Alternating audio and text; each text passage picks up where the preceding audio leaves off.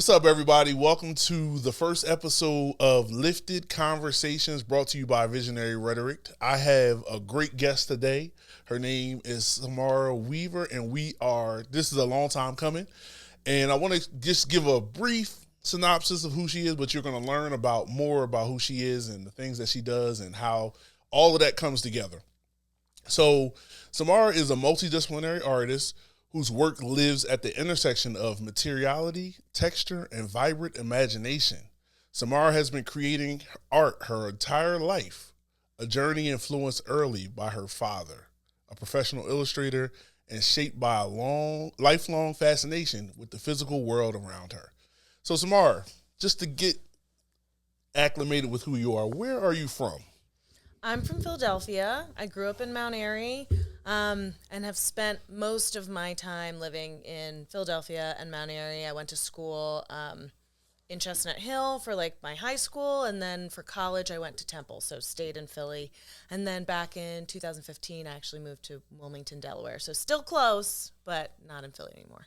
Okay. So how did where you grew up, and I believe, and this is all vaguely, I've seen footage of or photography work of yours in the community that you come from. I'm kind of dating us going back because I think you did a project back either in college or high school where you had. It was in high school. Yeah, in high school. And so I don't know if you know this, but in our conversation, but I am a fan. So it's not just a friend. I'm getting a little inkling. I appreciate it. I appreciate it. So I did my due diligence. I wanted to see all of the full scope of the things that you have done, but I did notice that. So how did where you grew up and where you come from shape who you are? Sure.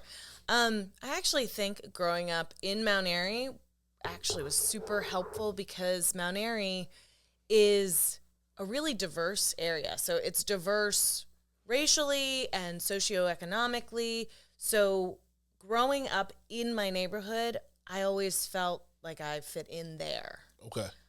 It took to kind of getting a little older and being in different spaces where I realized that sometimes you don't feel like you fit in places. But there were lots of different kinds of people. It's also very artsy. So we had family friends that were artists and neighbors and friends that were artists. My street actually has rainbow roofs. Okay. So there's we had a single house, but there's a bunch of row houses that are all connected, kind of going up a hill. And they're metal roofs. Okay. And they're painted yellow, purple, red, green. So even literally the street I lived on was colorful and bright. Okay. And then with the photography, I was lucky enough to go to a school that my mom worked at that was a private school in Chestnut Hill and was able to do metalworking, woodworking, ceramics, and photography. Photography was one of my favorites. And I think my most successful photography work was of my neighbors and friends. So some of my favorite work is the portraiture that I did of neighbors and friends and kind of capturing the essence of what was happening with those people or something about them. I have two portraits, one of an older gentleman that lived across the street and a young man, both kind of in the same area with the street in the background. And there's something about them to me that's really regal and, how would I say this? Regal and kind of formal, even though, they're the young man that I'm taking a picture of has a big baggy t-shirt on and stuff. Yeah. But when posing for this portrait, there's this seriousness. It's really beautiful. And then I have some photos of younger kids kind of playing in the neighborhood, and I'm capturing the essence of the fun and excitement that's happening at that moment or what have you. So being able to start capturing that and use photography to start observing my world and highlighting the things I was noticing, I think. Okay. Yeah. All right. That's great. Now, I mentioned a little bit about your father. We talked about this off camera, mic. Can you go in and unpack a little more of how your father's artistry impacted you? Absolutely. Having a dad who is a fine artist. He's an illustrator and practice his artwork all the time. So even though by the time I was kind of old enough to be doing art with him, he was working in the Philadelphia rec centers. Okay. And he would teach art sometimes, but that wasn't necessarily his main responsibility. He always was painting and drawing, and he carried a sketchbook with him everywhere he went. He still does that to this day. And it just meant also that art was always appreciated, valued, and I had access to it. So if I wanted to try something and we could afford to get the materials, then I could try that thing. There was the prioritization of making sure that, we had paints and paper and pencils and clay and beads, and all of those things were kind of like part of the basic necessities of my home. So I could always experiment and try new things, and there was value in that from my parents, rather than that kind of being an extra. Like, that was part of life. Gotcha. Also, his work was beautiful, and having a parent that does something that you enjoy and want to do makes it feel more accessible, or like it's a possibility, because you have that example in your home with you. At the same time, I will say that, we didn't have a ton of money. And so there's also maybe I should pick a profession that is a little easier to make money, because being an artist can be tough. So I ended up going to school for architecture and getting my bachelor's and master's in architecture, which is a design-based thing, with the thought of it'll be a little easier to get a stable position doing something that's still creative focused. Yeah. But as you can see, I couldn't stay away from art, and so now I'm working full-time as an artist. Okay. Yeah, and I'm glad that you went in that direction. So, are you still working in the realm of architecture, or in that realm? I don't have a full understanding of what that entails. Sure. But are you still working in that realm? And if not, what made you officially, I guess, pivot away from that? Sure.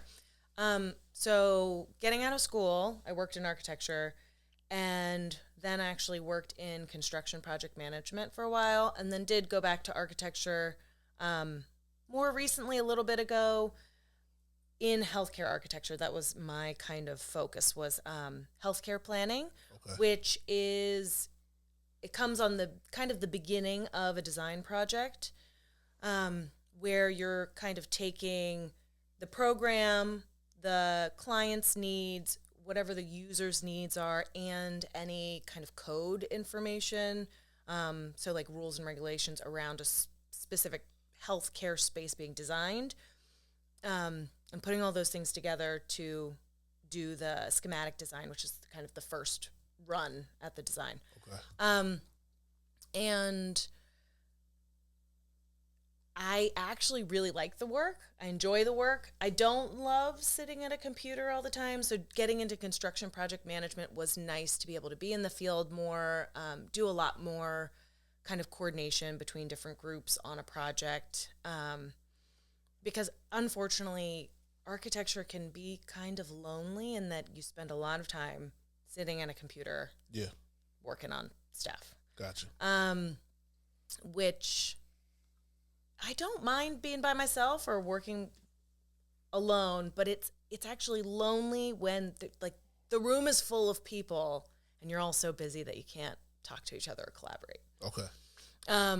Which I'm not a big fan of. And I ended up pivoting away from it more so because of my call to art and wanting to do something for myself and have my work and labor be going towards something I was building for myself. Okay. And something that I loved and was passionate about.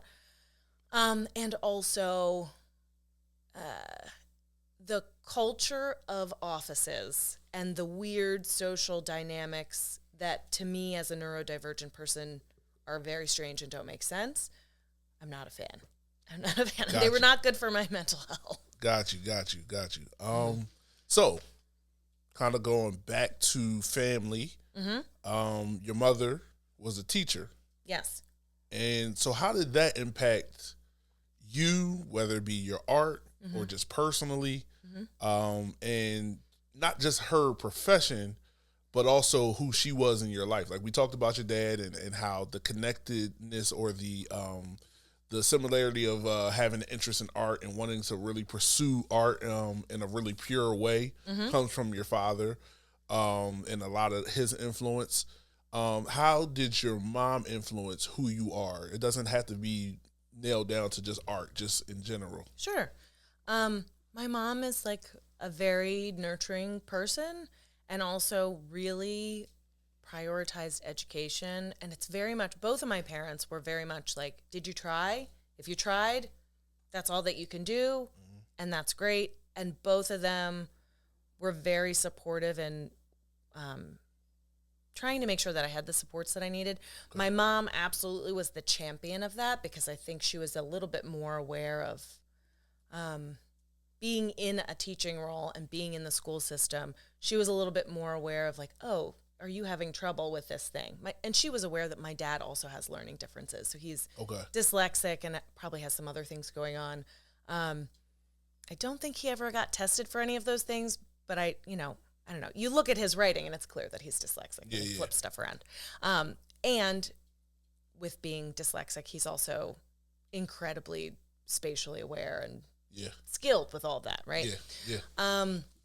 But my mom was absolutely a champion for me, making sure that I had the tools I needed, the support I needed, not allowing teachers that kind of like maybe just wanted to make excuses or lean heavily on, oh, well, she's having trouble with this. I think it's because she has ADHD, which I actually do have. But the things that they would be pointing to as signs of me having ADHD were actually signs of like, I am getting up from my seat because I actually can't, you told me to read this thing and I can't read it. And so I'm kind of distracting from the fact that I feel stuck and scared and that I can't ask for help and all of that. So I appreciated too that like she was definitely in my corner, and rather than just like wanting to have me medicated, was trying to figure out like what the root of the issue was, and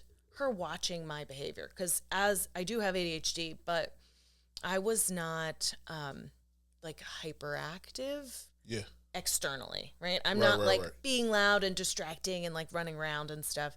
And through their research, they've actually found that a lot of times women are hyperactive, but it's like in their head more so, which not only has to do with just, showing things differently, but also, girls are conditioned to be like pleasant and polite and not a problem. And a lot of times if boys are loud and rambunctious, they're just being boys, Boys will be boys. Boys will be boys. Whereas like that's not necessarily accepted from girls. But so having that support was like absolutely necessary. And, she made sure that she chose the schools that she worked at so that I could go to those schools. Because again, I mentioned we didn't have a lot of money. But for example, she worked at a school that had a really wonderful high school so that when it was time for high school, I could go to that school at a discounted rate and we could actually afford it. It was amazing. I had a great education. That's good. That's some really good stuff. Just to kind of close off the family portion of it, is there anyone else from your extended family that has impacted you in a way that has caused you to be and develop and mature to where you are today, that you want to shout out, highlight, or anything like that? I would say, even though I met him later, my mom's partner and husband, my stepdad, they got together when I was in college. So I was, an adult. But he's actually also an artist. Okay. So my mom likes the artists. And he's been super lovely, super supportive. Even when, being an artist is a struggle, he's very supportive and like in my corner, tries to come up with ideas, as both all of my parents do.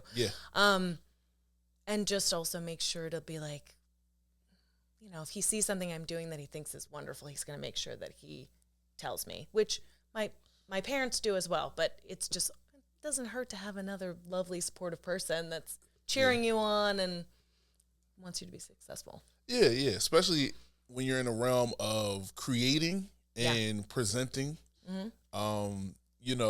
I think the little known secret, and I see myself as a creative in a different way. But I think a little known secret is how, well, maybe it's not a secret, but I think people don't think about it. It's not as at the forefront of people's mind of how sensitive the artist can be about their art. Sure. Because of how much time you put into it, how much energy you put into it, the intention you have behind releasing it. So when you do have the people in your corner who are authentic and honest, but genuinely support you and share with you their appreciation or gratefulness for the art that you're creating and that they believe that it's good, it helps because it kind of takes you out of your head. And I know we have a lot of similarities when it comes to our learning differences and things like that. And I know we can spend, people like us, that have those differences can kind of spend a lot of time in our heads. Yes. Questioning whether or not what we're doing is going over well. Is it landing? Is it valuable? Am I making sense? Is this something I should be spending time on? Like, does Right. anyone care? Yeah. Right, sure. right. Absolutely. Also, when those people that care about you give you feedback or suggestions, that they really understand your work, it's a considered suggestion, and that it's coming from like a positive place of wanting to help you too, which is really, really nice. All right. My next question is, and this is moving in kind of into your artistry and things like that. Outside of who we just talked about, your family support system, and I guess now we can kind of talk more about either other artists or other people in your life, wherever you want to go with it. But who or what motivates you to continue making art? To continue making art. Well, I'd say to continue. Part of it is for myself, that I deserve to live the life that I would like to have, and build that life for myself. And a big part of that is being able to practice my artwork. And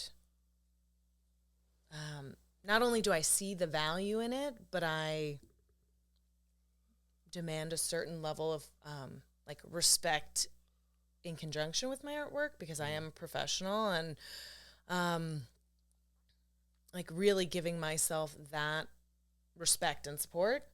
And then also for my daughter, because she even calls herself an artist. And I love that. And we had this conversation when she was probably a couple of years ago. She's 7 now, so maybe she was like 4 or 5.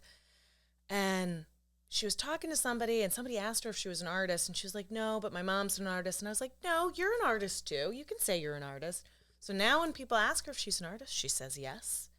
And I actually very much feel like she is an artist, because she comes up with her own ideas. She comes up with her own projects. She is innovating and experimenting. And me being an artist and following that path, supporting her being able to experiment and kind of like feel free to create and be and come up with ideas and such, is like really freaking awesome. Yeah.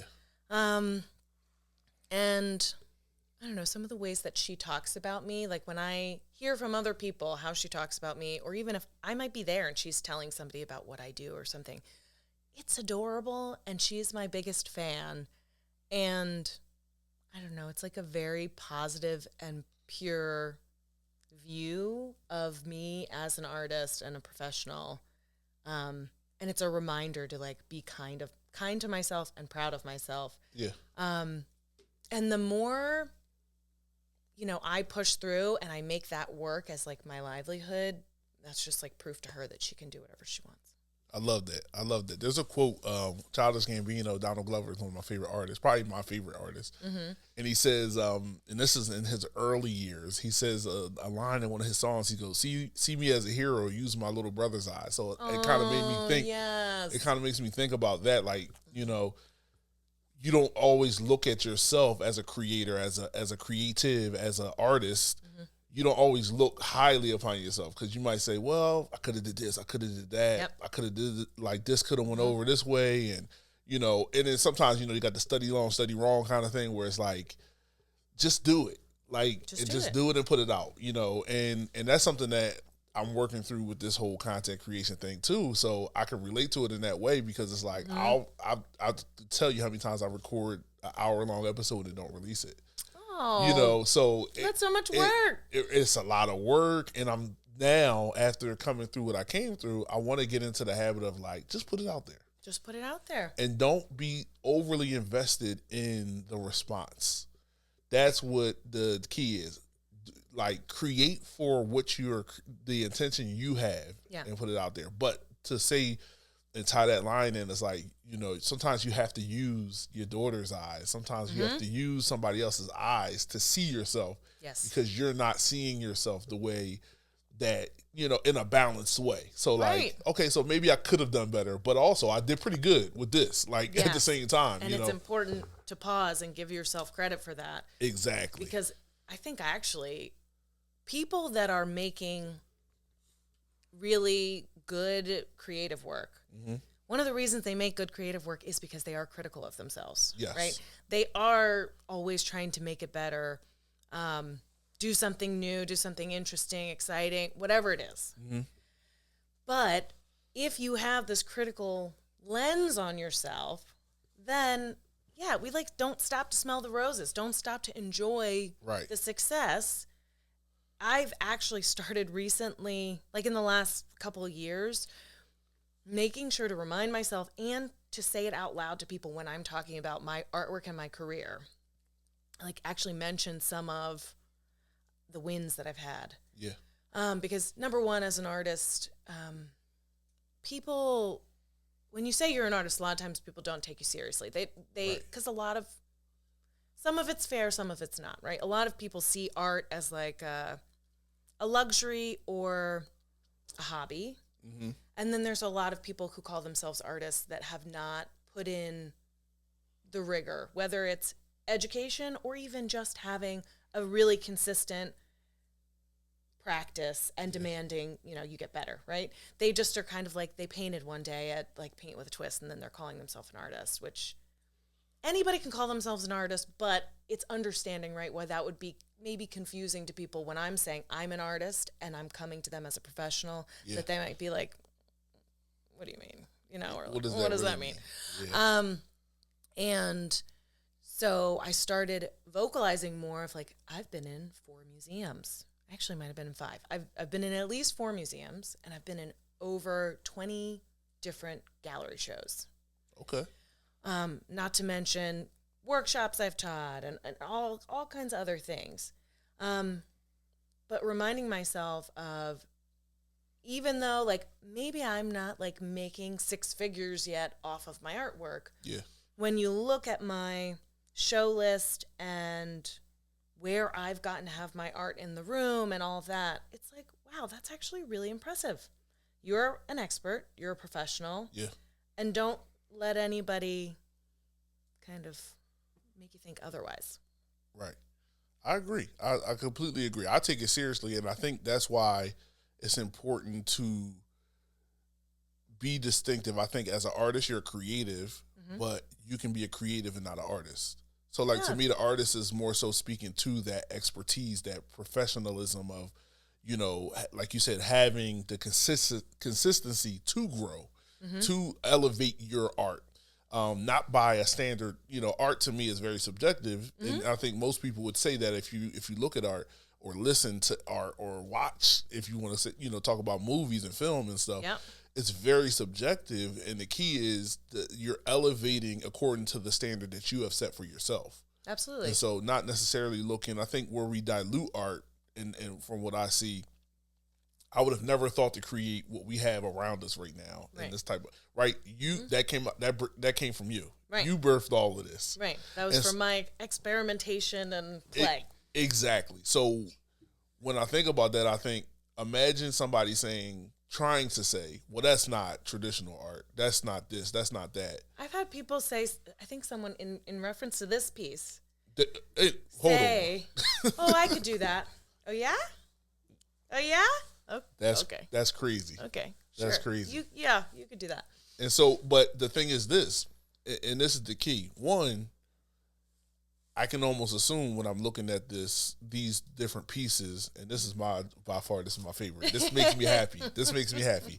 I love that. And so when I'm looking at them, I love all of them, and I know that it took a certain amount of even struggle and internal conflict to even create, because that's what art is. It's it's fleshing something out. It's bringing something out and being able to display something that's happening within, whether you're doing visual art or whether you're doing any other kind of creative thing. If you're talking poetry or music or whatever, it's kind of processing that inward thing. So when I see it, I say, just like we would say with any other profession, when I present it to you, it looks like it was easy because you're just seeing the final product. Right. But you don't understand the hours that went into just this piece, but the hours that also go into, and the days and the months and the years that went into me getting to the point where I could produce something like this. Absolutely. And then do more art that's adjacent to it, that's very similar in style, but giving something different every time. So that's what I want to say. I'm gonna break the fourth wall and say, don't trivialize artists.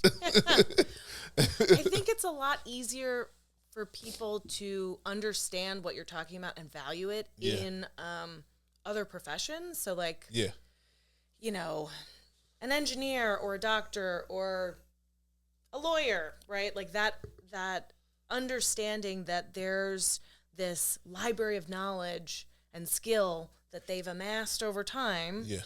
And you're paying them this higher rate for their services because they have all of that. They did all that work. And so, maybe that thing only took them an hour, but it took hundreds of hours for them to be able to do that in an hour.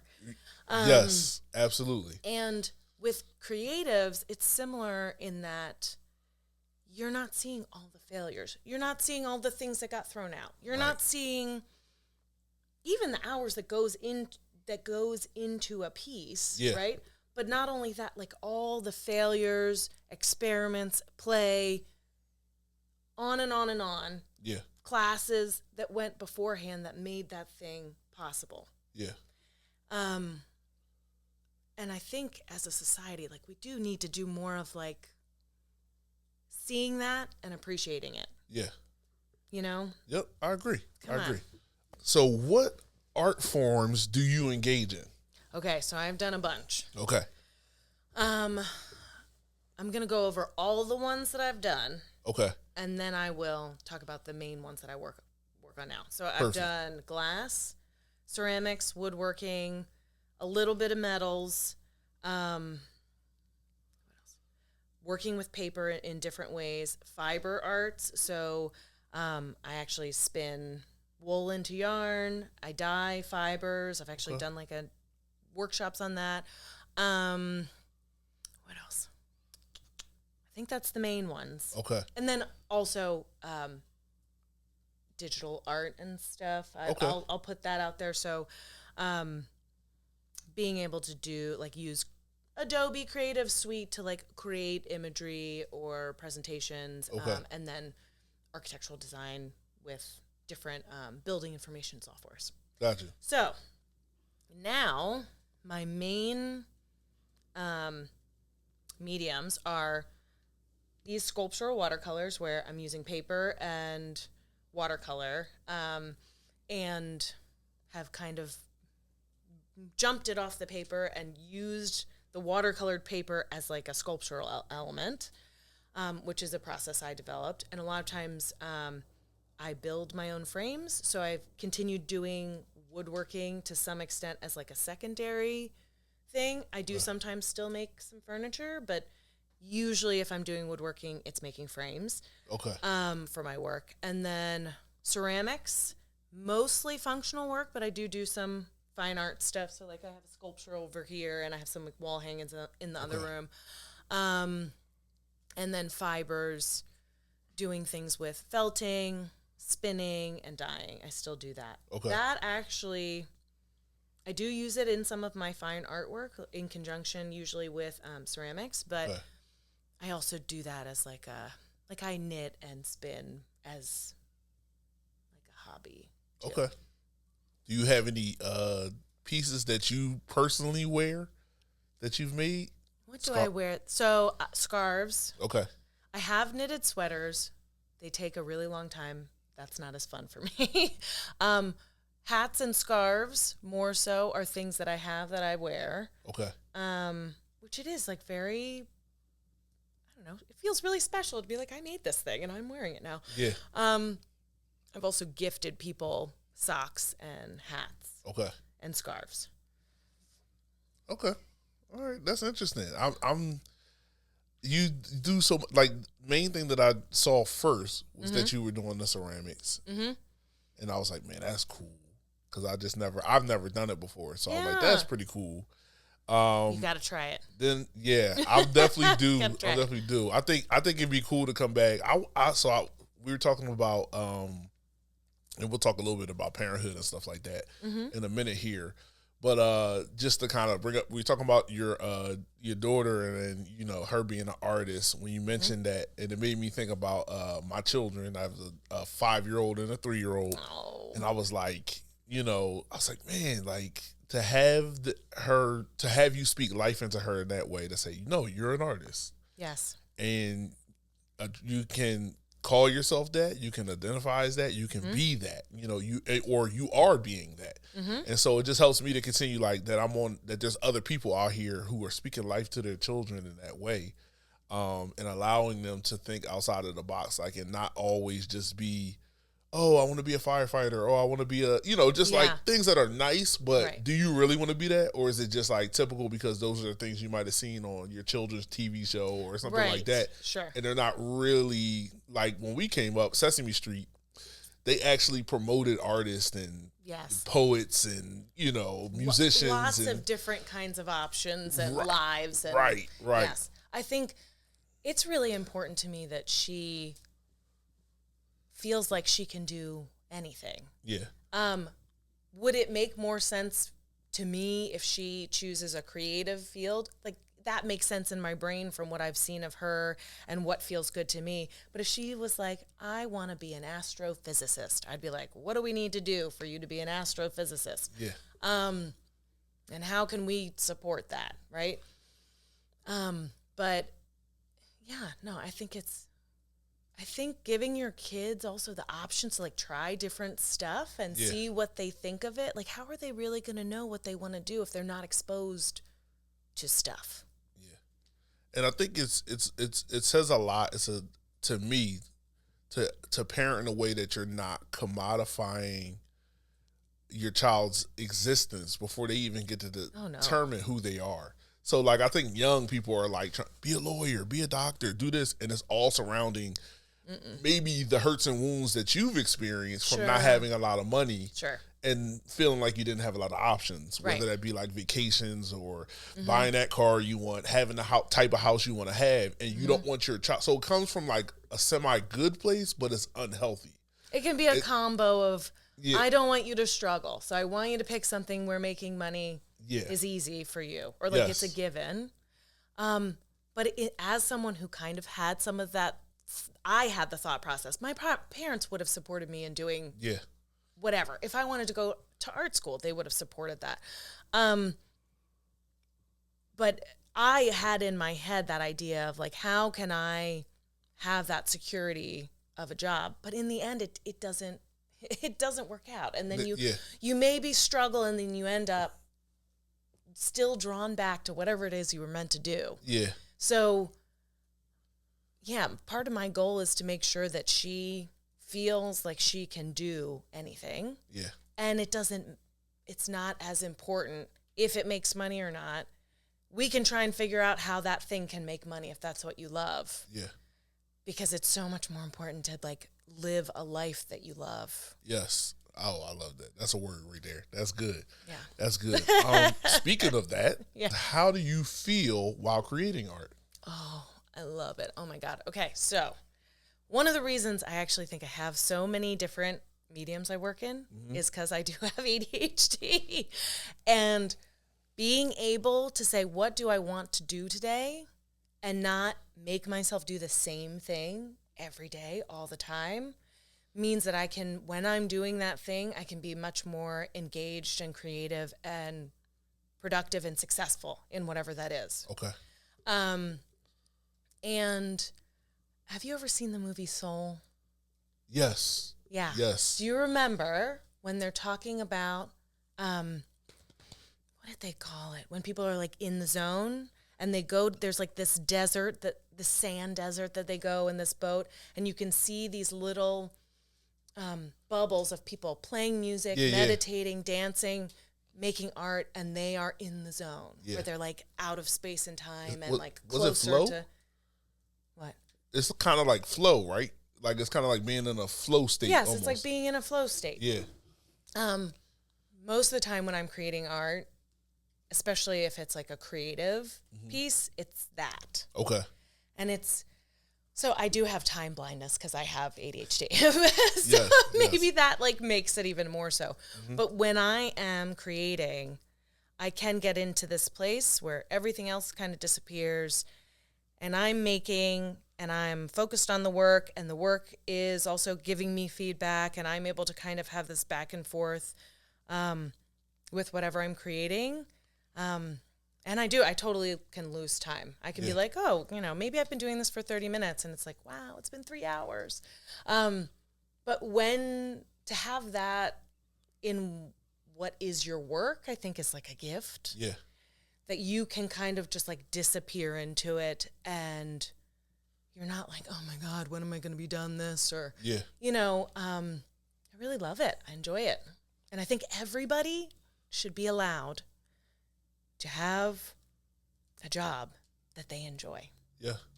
Yeah. I think the idea that, well, it's work and, it is what it is, and it's like very unhealthy and ridiculous, and we need to get away from that as a society. I agree. I 100% agree with that. I think it's long overdue to start changing that culture, our work culture. I think people get into this mindset that basically it's not valued if you're not working yourself to the bone. Or for sure. The hustle culture is fucking bullshit. Yeah. Sorry. Oh, sorry. Hustle culture is bad. We'll work. Sorry. We'll work on it. It's good that it's this late in the episode. Usually it's when it's up front that they start to try to like act like they want to not be able to monetize stuff and all that. So you can cut it out, but or bleep it or something. But hustle culture is like really unhealthy, and it's actually, it's like there's so much research on that. It's actually like not more productive. And the more that comes out about it, I feel like actually what it does is allow employers kind of more control over their employees, because you just kind of are so exhausted that you can't make other choices. But in the end, I mean, there's lots of places that have done like, okay, we're going to cut down to a 4-day work week, and people are just as productive. Yep, absolutely. And maybe probably more efficient, right? So it's just, get out of here. Absolutely. Unnecessary. So the last one I want to ask from the art realm is, does your art imitate life, or does your life imitate your art?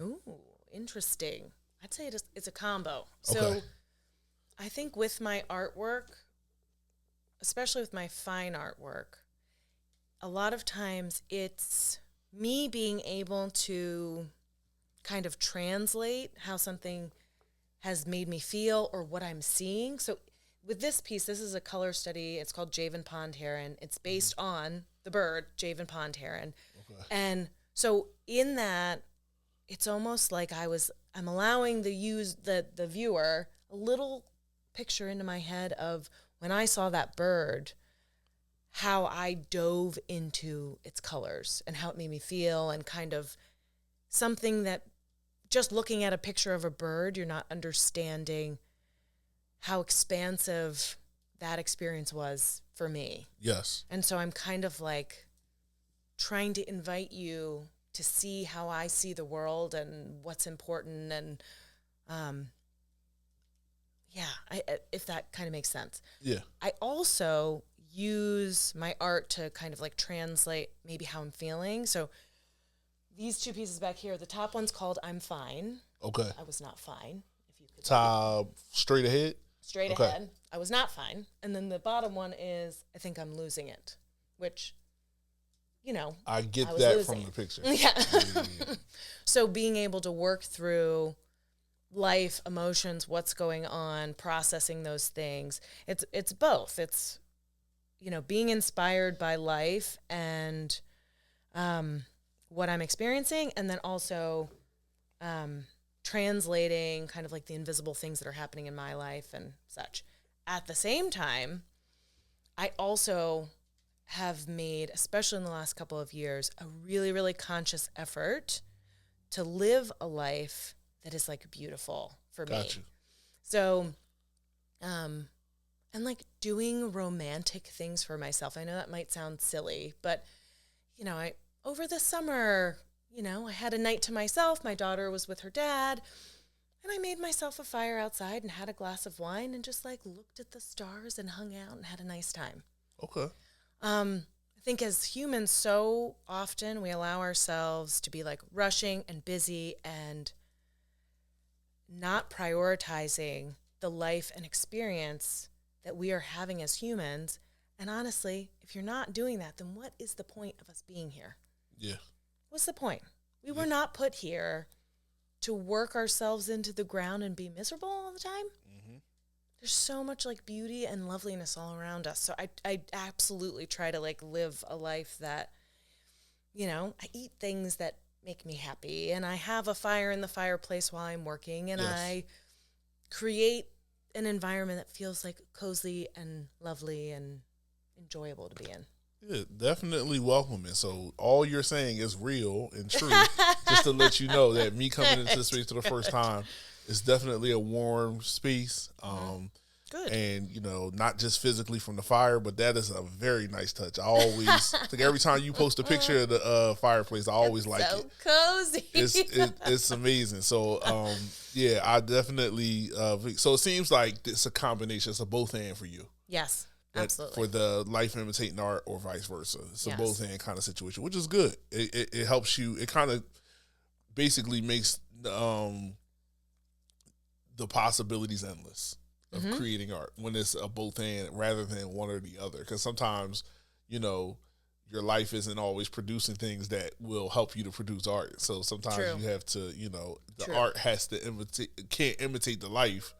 But you'll have to come up with some type of creativity that comes from within somewhere. And also prioritizing, you know, having an enjoyable life. Even if you're having a hard time, right? Like maybe you can't do X, Y, and Z, but you can make a fire and have a glass of wine and cuddle with your dog or something, you know? Yeah, absolutely. So I want to move into like a few questions about self-discovery. Okay. You can include art or not. Just can be about personal. What have you learned about yourself so far in this life? Ooh, interesting. There's so many things, right? I would say if I was trying to narrow it down, I've learned that if I am happy with me and I look at my action, and again, I'm a critical person, right? So I am self-critical, but if I am proud of how I live, how I treat other people, what I have, what I provide for my daughter, how I interact with people, what I bring to the world, that is the most important thing, not how other people see me, how they might judge me. Because for the most part, if you are judging me, like, especially because I'm I am very nice. I'm nice and helpful and kind. So if you're judging me or being unkind, that's just not a space that I need to be in. Understood. And I've watched other people struggle in places that they don't fit and they don't belong, trying to belong. Yeah. And it's like, wow, it's really not actually worth our energy, right? It's not worth the energy most of the time. Yeah. Because those people are always going to find something wrong with you because they enjoy finding something wrong with you. Right, right. So prioritizing, like being happy with myself and proud of myself and being where I belong and where I'm treated well, rather than trying to struggle to fit into places that I don't fit and that are incredibly uncomfortable or unpleasant. Okay. I think that's like the biggest thing, especially as a neurodivergent person who is a recovering people pleaser and spent a lot of time trying to fit in places where it was like exhausting and unpleasant. Like, I don't have to do that. Understood. Mm-hmm. Understood. So, one question you've done so well. I appreciate this interview because a lot of the questions that I've had, you've answered just in answering the questions that I did answer. Sure. So they're learning. I know the viewer is going to learn so much, and I hope that turns into a windfall of people who are seeking to either experience your art or even purchase. The art that you have. It's always good when people support. Yes, so that's the goal for all of this, is because we know that you do this for the love, but there's also a component where we need to absolutely we need to support the artist when we can. So if I can do my part, that's what I want to do. Thank you. Yes. As a working artist, because people have a weird relationship with creatives and artists and like thinking they should do things for free. Making like a consistent living can be really stressful and difficult. Yeah. Because so many people ask you to do things for free, or don't understand why something costs what it costs, and there's just all kinds of weird stuff, right? Because there are people that can't afford something, which total respect to that, right? Yeah. If you can't afford it right now, that's okay. Yeah. And then there's people that absolutely can afford it, but want to convince you it's not worth what you are charging for it. And what they really think it's worth. They really think it's worth a lot, but they just want to convince you that because that's our culture. That's our culture. I want it for how much I want it for. Right. Just for the convenience. I want a deal. Yeah, right. Just for the convenience. I had a very But they'll go to Walmart and buy something for full price, or Target and buy something for full price with no questioning, because it's coming from some esteemed corporation that they think that they should just be quiet. Or maybe even an easier comparison. Yeah. Getting something designer. Yeah. That, that design, the only reason it costs that is because it has that name on it. Exactly. It doesn't have to do with, unfortunately, now, it doesn't have to do with the quality. Right. It doesn't have to do with even a lot of times design, like actual interesting design. Yeah. It's like really like I slapped my name on it. Yep.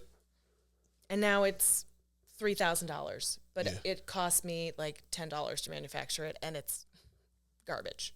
No, poor quality, everything. Right. But no questions asked. Right. Here's the $3,000. No questions. Like getting almost like getting some prestige from that. Art doesn't always have the same. Sometimes it does. Like there are some artists that are like really, really famous, and then it's kind of, there's this prestige connected to their name. Yeah. If you're a mid-career artist, there's not the same kind of prestige. So to some extent, there's, I'm looking at all the shows you've done and the work that you've done and the quality of your work and the combination of, I'm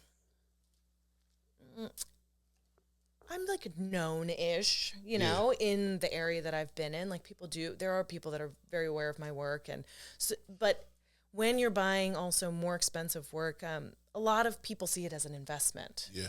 Is this going to become more valuable over time? They're not just buying it because they like it. When we're getting into more expensive art a lot of times. Yeah. Which has to do with like people's names being attached and all that stuff. Yeah. Yeah. It's Yeah, I kind of have a little bit of an understanding of that, and it's sad because I think too there's another component where we kind of place more value on art from artists who are no longer here.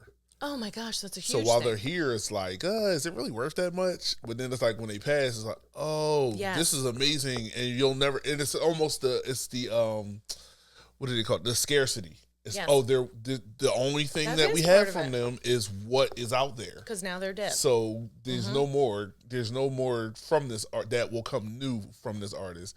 Right. So now we place this high value It's very. on everything, and Yes. it's almost more. It's not almost. It's morbid. It is morbid. It's morbid. It's like, so even with music though, I mean, if you think about some prominent artists, like the catalogs that they have go up tremendously Once they die. after they pass. That's sad. And so it's like, wait, why didn't we give them the full on flowers that we're giving them now when they were here. when they were here about their art? Now, I'm not Yes. talking about people's personal lives or anything, just specifically the music or the films or the physical art, you know, that we see. If we really appreciate it, why didn't we give them the same value Yes. as when they can no longer create anymore? Absolutely. Why wouldn't they be even more valuable? Because it's like, that's why that's why I respect Frank Ocean's choice not to really release anything much after he did the like a type of thing. But I won't even go all into that.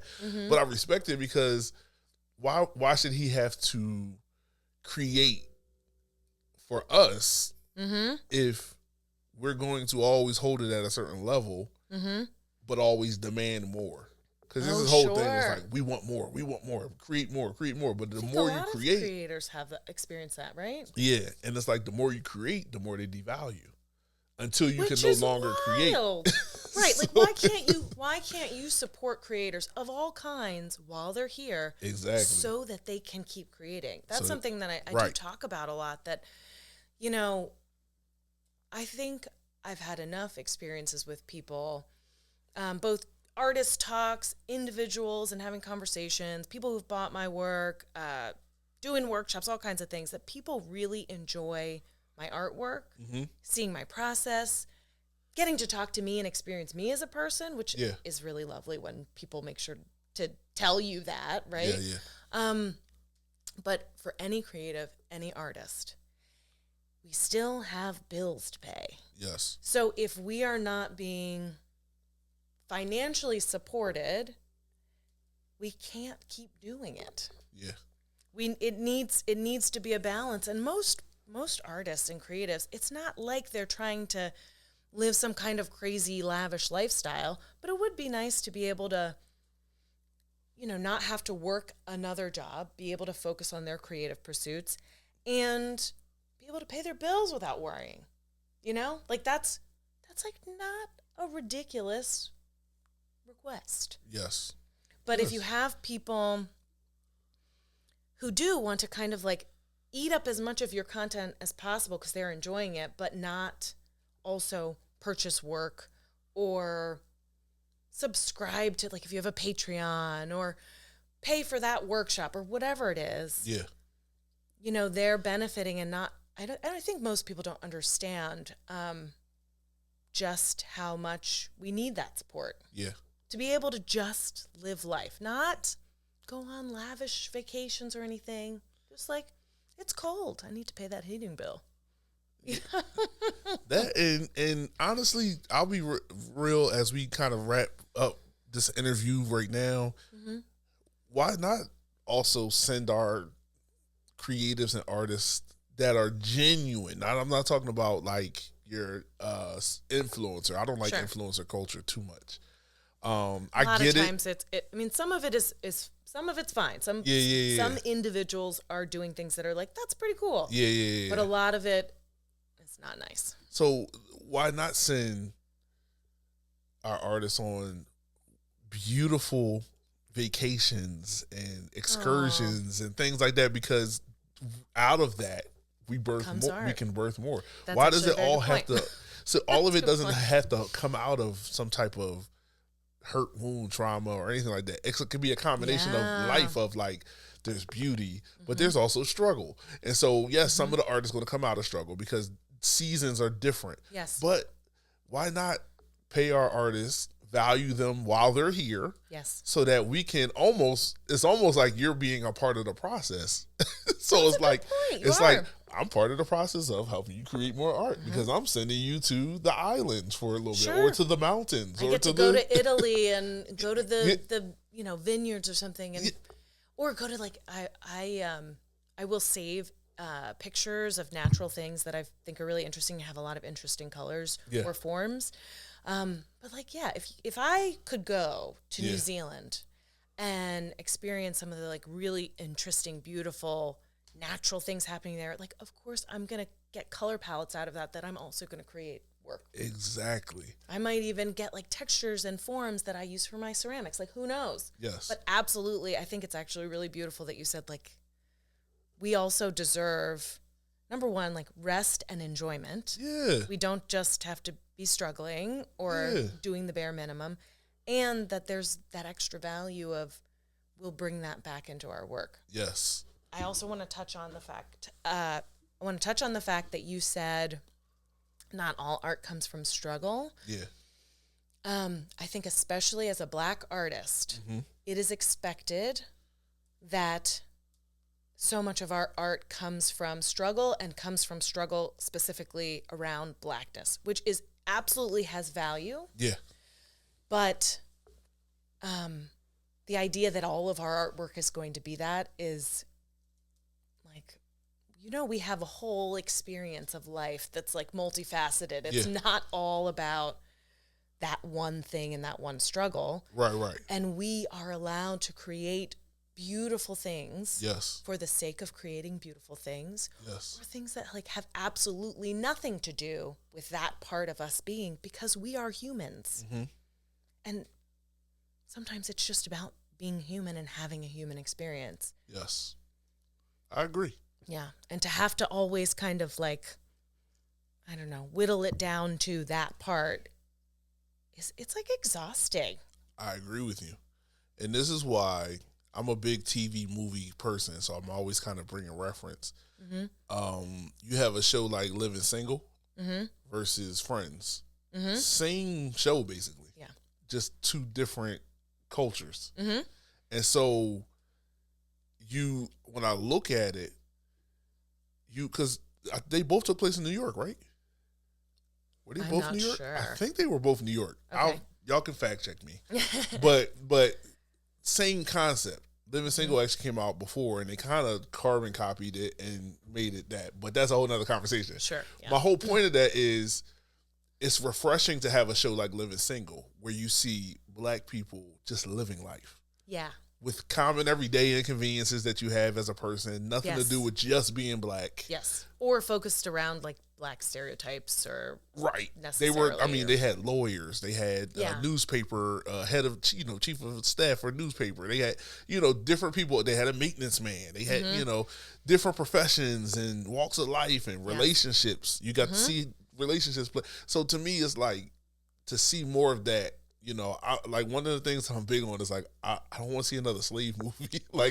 I'm good off that. We saw enough of it. Why I really liked The Harder They Fall. Yeah. Because it was a cowboy movie. It's a historical movie. Yes. That focuses on Black people, where the Black people aren't always enslaved or, whatever. Both sides, the good guys and the bad guys, are Black people. And so it doesn't have to just boil down to this racial component. Right. Does that kind of stuff have value? Absolutely it does. But we have a lot of it. It also would be really nice. We have that. We've done it.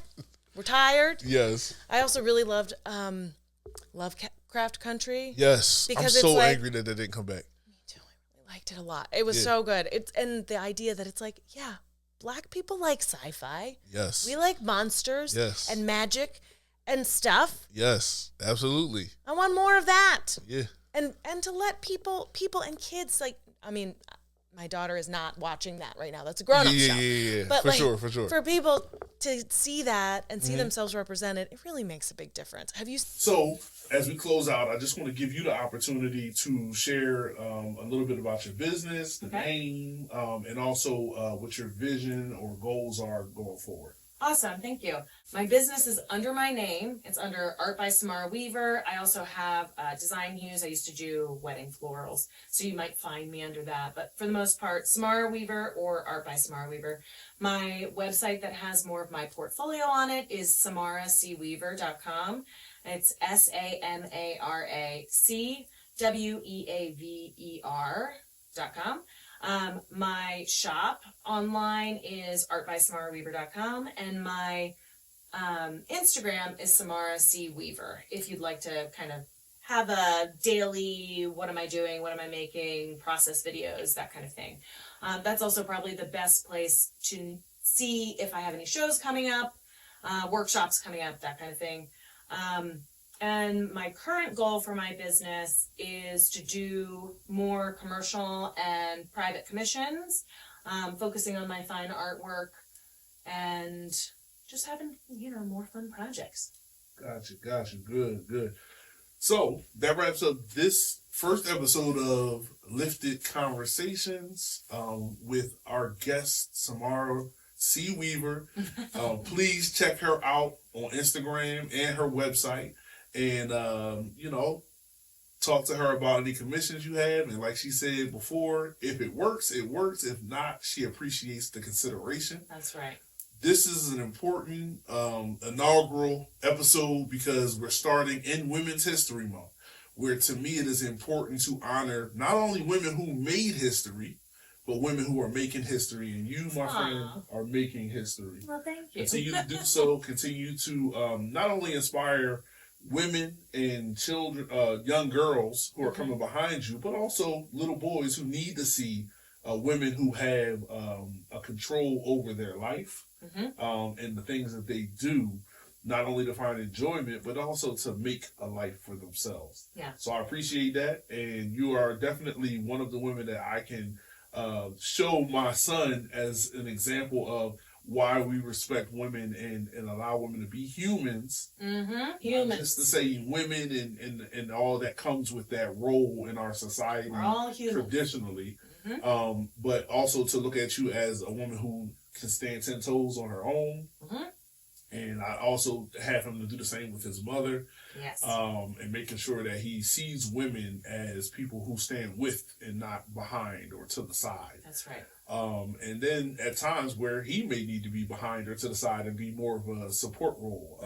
Big on that because he has a little sister, so it's good to even have that dynamic and shape that dynamic as yes. And teaching her that you're not a damsel in distress. That's my That's thing. right. You're not a damsel in distress. She might be coming to save his butt sometime. Exactly. She likes to play like, Disney princess stuff sometimes, and I'm like, all right, that's cool, but in your real personality, make sure she sees like Mulan and stuff. You're right. So that wraps up this first episode. I appreciate you all for tuning in, and I look forward to bringing more content like this to you soon. Have a great one, beloved.